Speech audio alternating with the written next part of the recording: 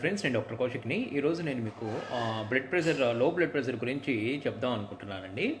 జనరల్గా మన లో బ్లడ్ ప్రెషర్ ఎప్పుడు అనుకుంటామంటే 90/60 కనుక మనకి రీడింగ్ వస్తే దాన్ని లో బ్లడ్ ప్రెషర్గా నిర్ధారిస్తాము. అంటే సిస్టోలిక్ బ్లడ్ ప్రెషర్ 90 mmHg ఉండటం, తర్వాత డయాస్టోల్ వచ్చేసి 60 mmHg ఉండటం మనం లో బ్లడ్ ప్రెషర్గా భావిస్తాము.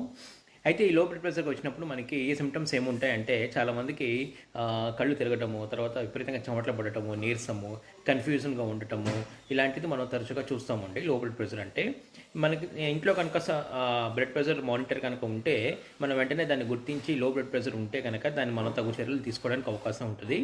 సో ఇట్లా వచ్చినప్పుడు మనం ఏం చేయాలంటే వెంటనే పేషెంట్ని మనం పడుకోబెట్టడము, కాళ్ళ కింద దిండు పెట్టడం లాంటివి చేయాలండి.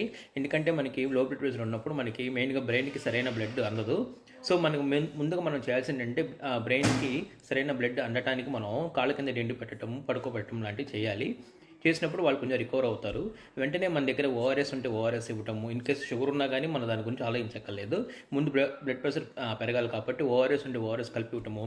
ఇన్ కేసు ఓఆర్ఎస్ కూడా లేదనుకోండి, అప్పుడు మనం ఏం చేయాలంటే సాల్ట్, తర్వాత కాస్త షుగరు వాటర్లో కలిపేసేసి వెంటనే తాగటం లాంటివి చేస్తే కనుక వెంటనే ఒక 5 to 10 mm ఆఫ్ హెచ్డి బ్లడ్ ప్రెషర్ పెరుగుతుందండి. సో ముందు పేషెంట్ రికవర్ అవుతారు.